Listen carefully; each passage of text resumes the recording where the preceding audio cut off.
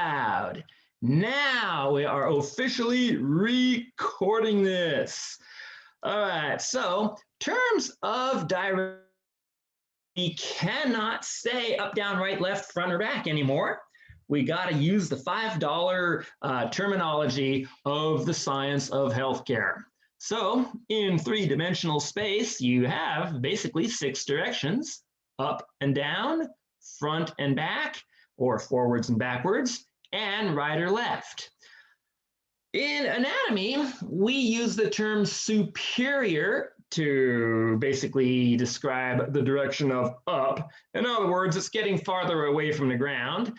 We use the term inferior to, someone says it doesn't look like it's recording. It's recording. Whew, good. Not that I don't trust the technology. It's just that no, I absolutely do not trust the technology. Anyway, so down means something is closer to your feet, closer to the ground, so it's inferior. So you can say, okay, here's about where the nose should be. That's definitely superior to the oral cavity or mouth. However, here's the nose, here's the eyes. The nose is inferior to the eyes. Okay, so yeah, I am recording good. I'm not seeing it. All I'm seeing is my PowerPoint pane here. Okay, so front and back, similar situation. Something that's in the front, closer to the tip of your nose than the back of your head, is going to be referred to as anterior. Veterinarians, folks in animal science, they will use the term ventral instead of anterior. When we talk about the spinal cord, oftentimes you'll see the term ventral being used instead of anterior as well. So you could say, okay, we got a nose out here, ears back here somewhere. I'm going to say the nose is anterior to the ears, but in the ears, they're anterior to the back of the head, the part that hits the pavement when your skateboard keeps going and you decide to stop. By the same token, is if you go back, then we use the term posterior or posterior. And again, when we're talking about the spinal cord or other animals in veterinary science, vet med, animal science, zoology, we would use the term dorsal instead of posterior. Now, we also use the term dorsal when we talk about people. Dorsum of the hand and dorsum of the foot, these are surfaces of the hand and feet. In the case of the feet, it's the dorsal surface of the foot faces up. So you look down at your feet, you're looking at the dorsal surface, not the plantar surface. The back of your hand is also called the dorsum of your hand. Hence, I prefer the term posterior for that. Let me just double check the chat here again. Yeah, generally speaking, ventral is primarily for non-human four-legged animals, with the exception of the spinal cord, where dorsal and ventral are used a fair amount. Okay, so using the term posterior in a word, you could say, okay, we got the nose here, the ears right about here. The ears are posterior to the nose, or you could say they're located posteriorly to the nose. Okay, now things are going to get a little bit trickier. We have to dispense with the terms right and left within to a degree. Humans and just about everything else you're going to see at a pet store or a zoo or a Pomona Bird Mart or the reptile show or a tropical fish, a high-end tropical fish store, aquarium store, are what we call bilaterally symmetrical. That is to say, you can draw a line right down the middle of us and we're made of equal right and left mirror image halves. Okay, so they're pretty much identical, except that they're, reversed, and you put them together, you have a full individual organism, or in this case, just a part of one.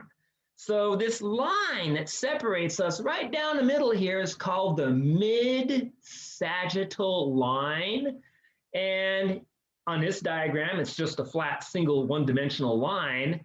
In actuality, it's a flat two-dimensional plane that goes from front to back, top to bottom. Oopsies, my bad. I said front, back, top to bottom. I meant to say anterior to posterior, superior to inferior. So that flat two-dimensional surface, which covers all of us, inside and outside, right down the mid-sagittal plane, or mid-sagittal section, we call that a mid-sagittal plane. So a plane is a flat two-dimensional surface there from geometry class. All right, so anything that's closer to the mid-sagittal plane is said to be medial, and anything that's further is said to be lateral. So we figure we got a nose right here, and then we have eyes. The nose is medial to the eyes. Somewhere off to the side here, we're going to have some ears, and the eyes are medial to the ears. So medial and lateral, it's independent of left or right. You could be looking medially with your right eye. You could be looking medially with your left eye. It's a great way of saying you just factor out the complications of right and left, and everything's oriented. This mid-sagittal plane here is like the North Star to which everything is oriented here.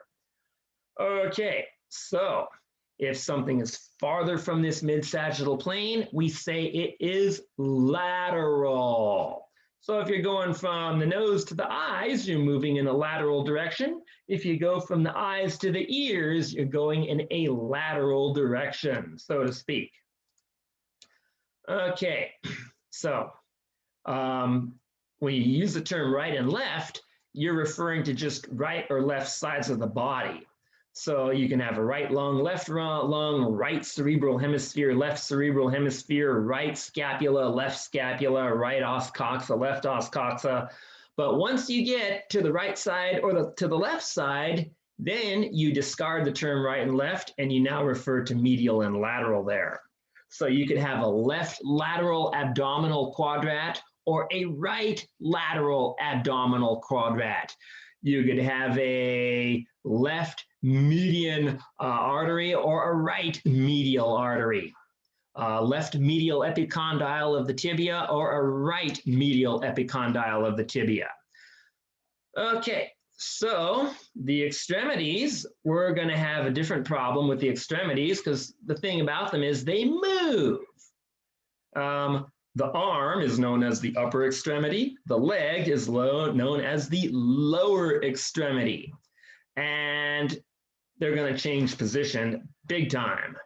So we have a set of terminologies that sort of factors that out. It accounts for it and makes it not a problem.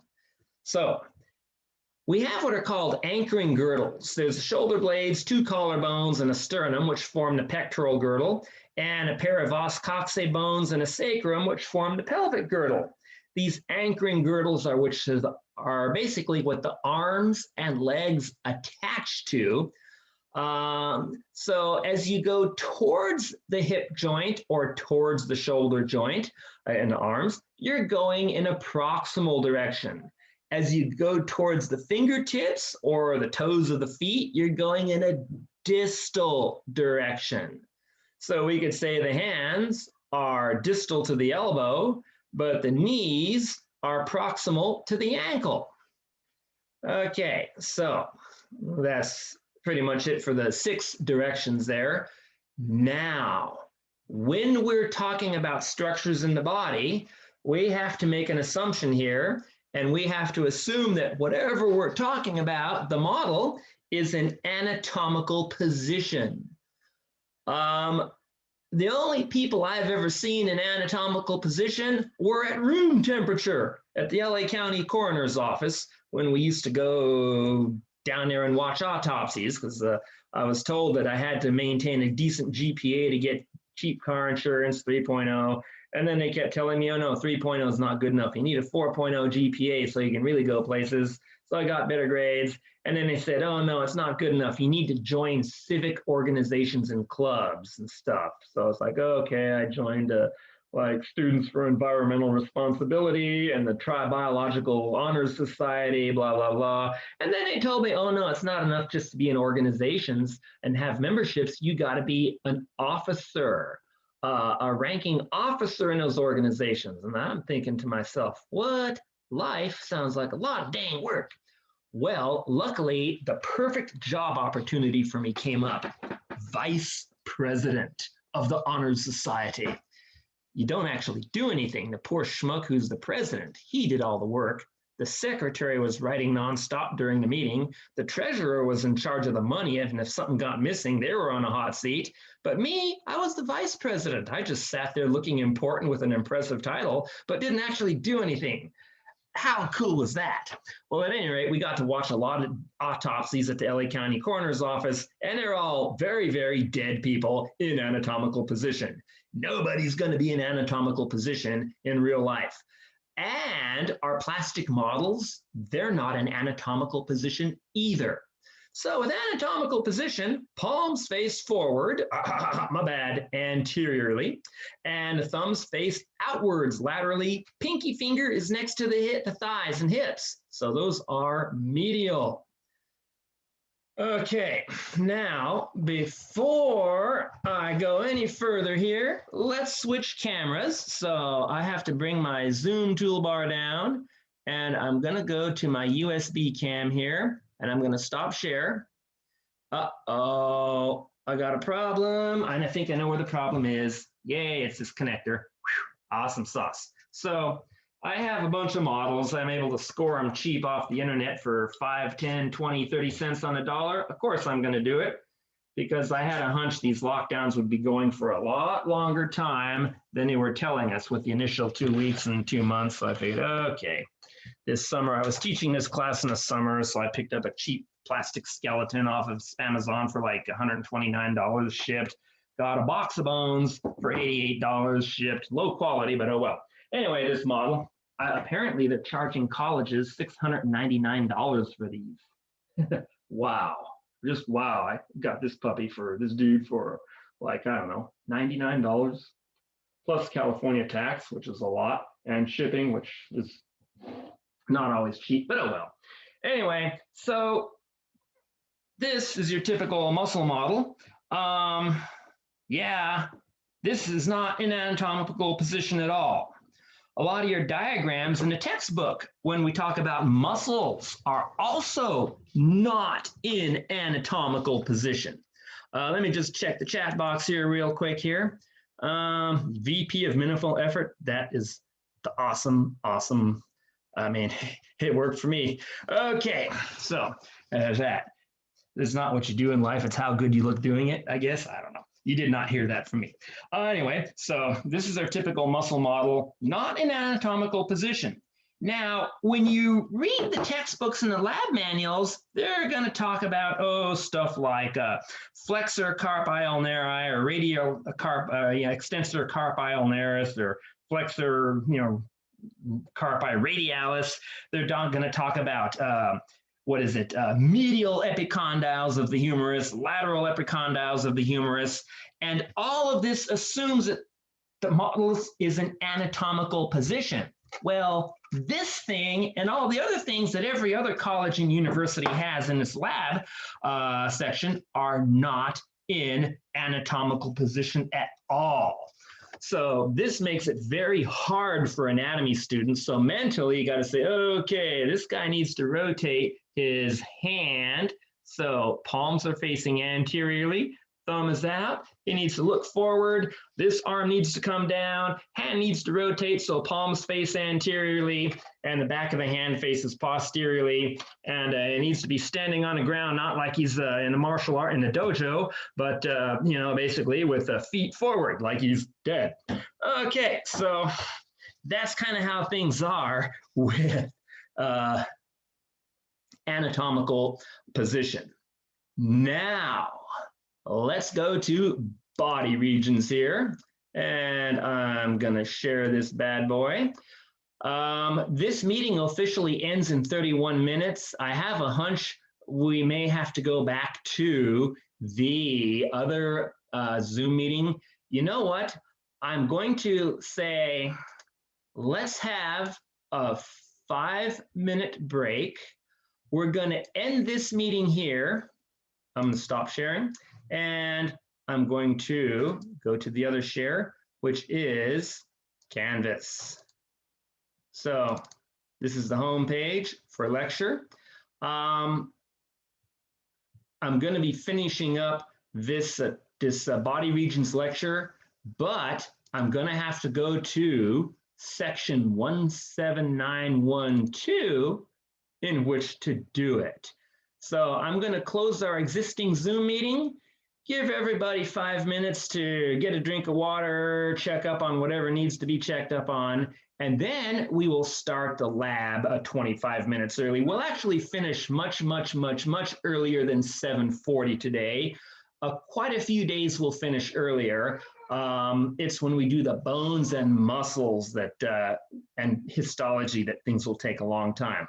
So I'm going to end this Zoom meeting and I'll start the other one, and we will deal with the body regions now that we have covered the terms of direction. Professor? Uh-huh. So quick question for you. Are we supposed to log into the lab Canvas part and join the Zoom meeting in there? Or that is correct. Okay. Thank you.